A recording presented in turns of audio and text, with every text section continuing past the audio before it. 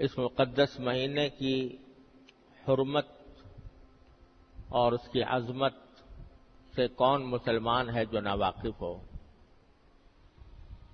اللہ تبارک و تعالی نے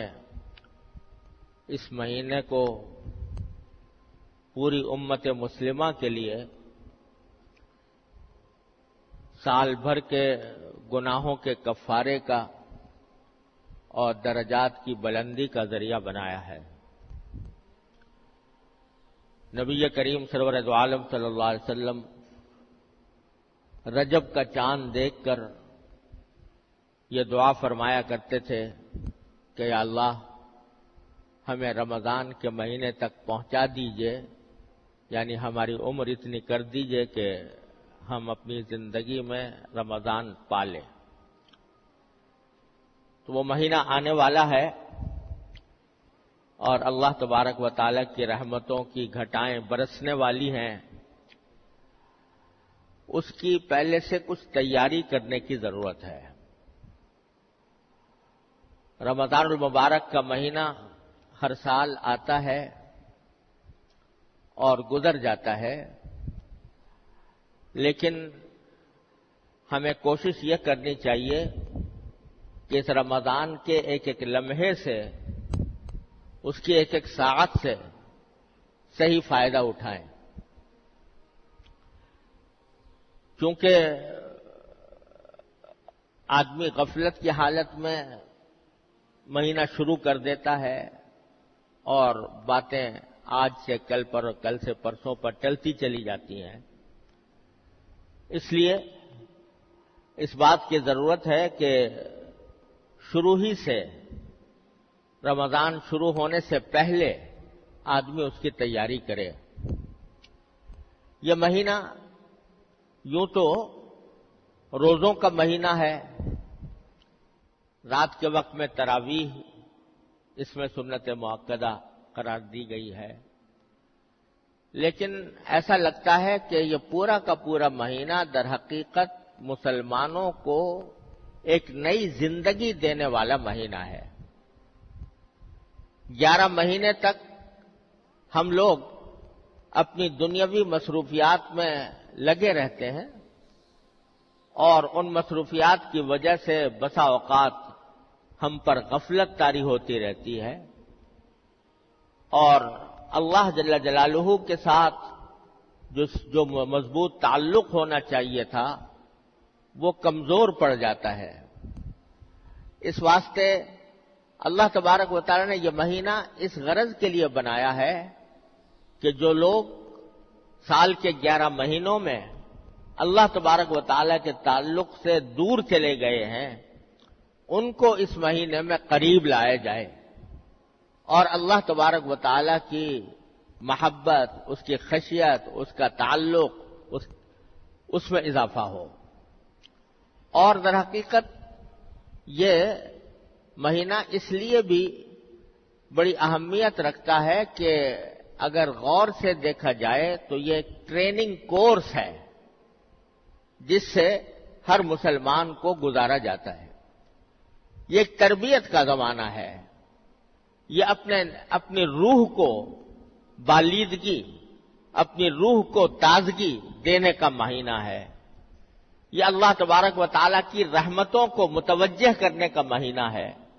یہ اللہ تبارک و تعالیٰ کے ساتھ مضبوط تعلق قائم کرنے کا مہینہ ہے۔ یہ اس بات کا مہینہ ہے کہ انسان اپنے آپ کو گناہوں سے بچنے کی عادت ڈالے اور اس کی تربیت حاصل کرے۔ روزہ بذات خود بہت عظیم عبادت ہے، لیکن اس کا ایک بہت بڑا مقصد یہ ہے کہ انسان کو اپنی نفسانی خواہشات پر قابو پانے کی عادت پڑے۔ اسی لیے قرآن کریم نے یہ فرمایا کہ یا ایھا الذین آمنوا کتب علیکم الصیام کما کتب علی الذین من قبلکم لعلکم تتقون۔ روزے ہم نے تم پر اس لیے فرض کیے ہیں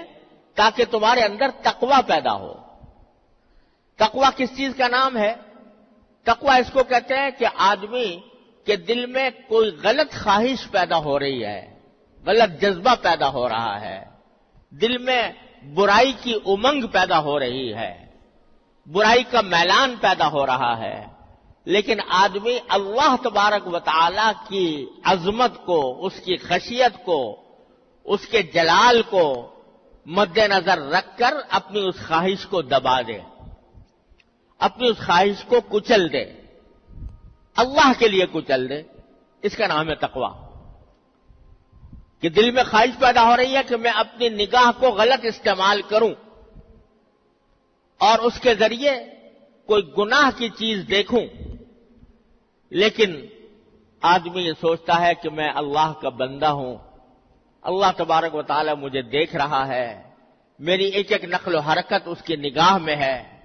اور کل کو مجھے اپنی ایک ایک نقل و حرکت کا جواب بھی دینا ہے۔ من یعمل مثقال ذرۃ شرا یرہ،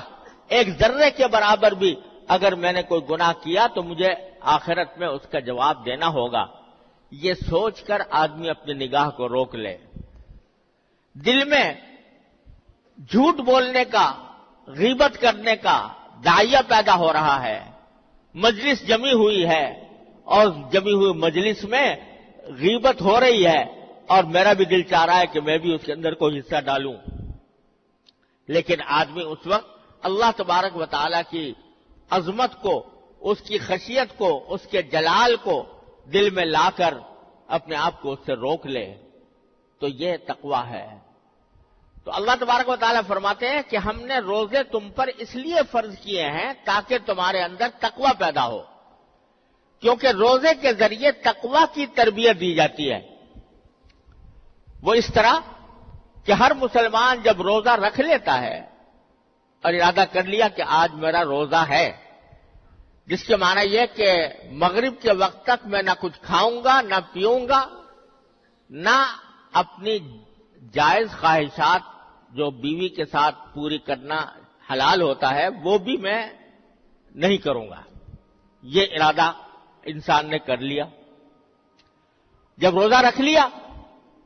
تو کوئی بھی مسلمان ایسا نہیں ہوتا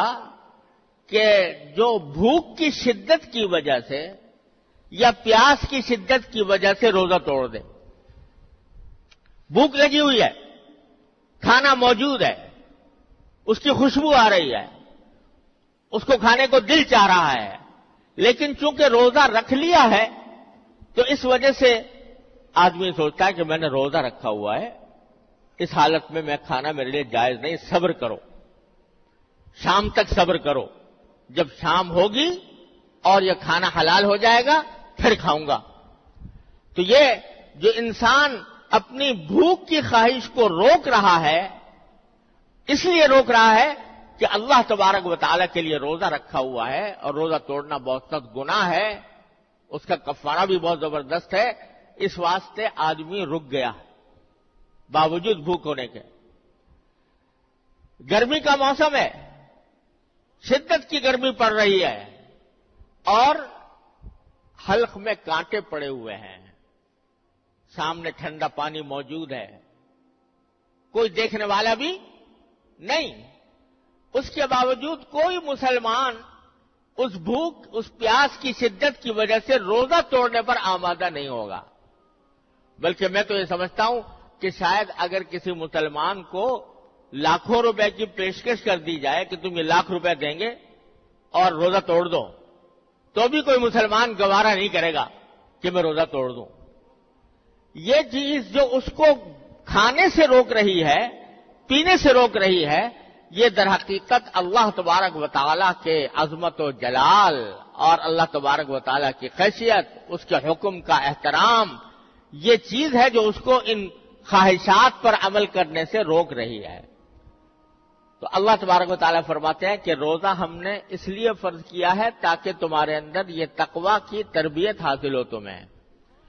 کہ جس طرح تم نے شدید بھوک کی وجہ سے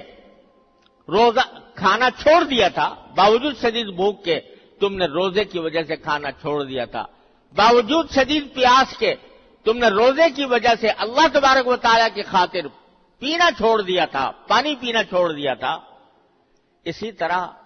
ہر گناہ کا حال ہے کہ تقاضا تو عام حالات میں بھی گناہ کا ہوتا ہے، دل میں شوق بھی پیدا ہوتا ہے، امنگ بھی آتی ہے، اور دل میں زور سے تقاضا بھی پیدا ہوتا ہے، داعیہ بھی پیدا ہوتا ہے، دل مچلتا ہے کسی گناہ کے کرنے کے لیے۔ لیکن جس طرح تم روزے کے اندر اس خواہش کو ہمارے لیے، میرے لیے دبا دیتے ہو، کچل دیتے ہو اور گناہ کا ارتکاب نہیں کرتے، اسی طرح یہ عادت تمہیں پڑنی چاہیے اپنی عام زندگی کے اندر بھی، کہ عام زندگی میں بھی جب تمہارا دل کسی گناہ کے لیے مچلے تو تم اس کو اللہ کی خاطر اس کو دبا دو اور اس پر عمل کرنے کے بجائے اللہ تبارک و تعالیٰ کی اطاعت کرو،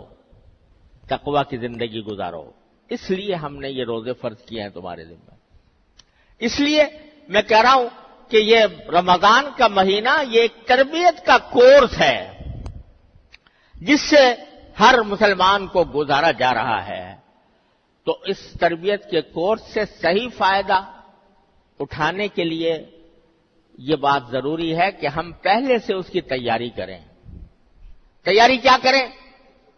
تیاری یہ کریں کہ سال کے 11 مہینے ہم اس طرح گزارتے ہیں کہ ہمارے صبح و شام کے زیادہ اوقات دنیاوی کاموں میں گزرتے ہیں، پیسہ کمانے میں، تجارت میں، ملازمت میں، زراعت میں، کھیتی باڑی میں، اور اپنے لیے روزگار کی تلاش میں، اور اپنے لیے اپنی جسمانی لذتیں حاصل کرنے کی فکر میں، اس کام کے لیے اس کام میں گزرتے ہیں زیادہ تر اوقات۔ اور اگر کوئی آدمی فرائض شرعیہ کا پابند بھی ہو تو ذرا اس بات کا تناسب دیکھو کہ 24 گھنٹوں میں سے کتنا وقت وہ عبادت کرتا ہے۔